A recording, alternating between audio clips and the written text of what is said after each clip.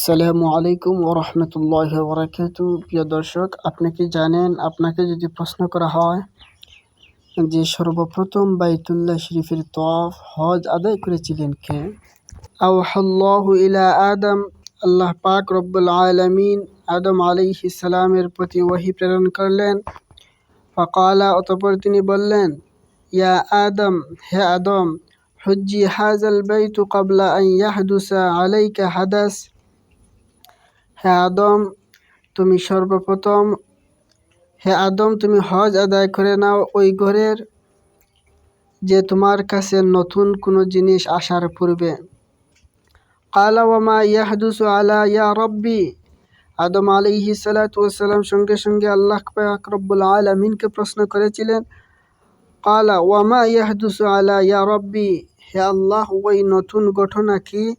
ক্বালা মা লা তাদরি ওয়া হুয়াল মাউত, তুমি জানবে না, এটা হচ্ছে মউত। ক্বালা ওয়া মাল মাউত, আদম আলাইহিস সালাতু ওয়াস সালাম বললেন, আবার মউত আবার কি? ক্বালা সাওফা তাযুকুহু।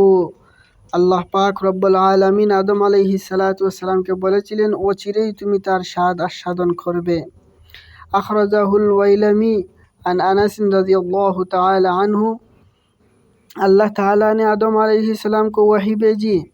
আল্লাহ পাক রব্বুল আলামিন আদম আলাইহিস সালাতু ওয়াস সালামের কাছে ওহী প্রেরণ করলেন এবং বললেন, আয় आदम, बैतुल्लाह का हज उससे पहले कर लो कि तुमको कोई नया हादसा पेश आ जाए। হে আদম, তুমি বাইতুল্লাহর হজ প্রথমেই আদায় করে নাও, যতক্ষণ না তোমার কাছে নতুন কোনো ঘটনা চলে আসবে। আদম আলাইহিস সালাতু ওয়াস সালাম ने आरज किया, আল্লাহকে বললেন, এলাহি, হে আমার প্রভু, ও নয়া হাদিসা क्या होगा, ওই নতুন জিনিসটা কি? আল্লাহ তাআলা ने फरमाया, वो चीज़ तुमको नहीं जानते, ওই জিনিস তুমি জানো না, ও মৌত হয়, এই জিনিসটা হচ্ছে মৌত, অর্থাৎ মৌত আসার পূর্বে তুমি হজ আদায় করে নাও। আদম আলাইহিস সালাম ने कहा, আদম আলাইহিস সালাতু ওয়াস সালাম বললেন, ও মৌত क्या है, এই মৌতটা আবার কি? फरमाया, আন करीब उसका मज़ा চাখ लोगे, অচিরেই তুমি এর স্বাদ আস্বাদন করবে। এখানে ওই দেখেন, एक हदीस में ये भी आता है कि चनाचे हज़रत सल्लल्लाहु अलैहि हज़रत आदम अलैहिस्सलाम, एक हदीस में ये भी आता है कि चनाचे हज़रत आदम अलैहिस्सलाम मक्का तशरीफ़ ले गए।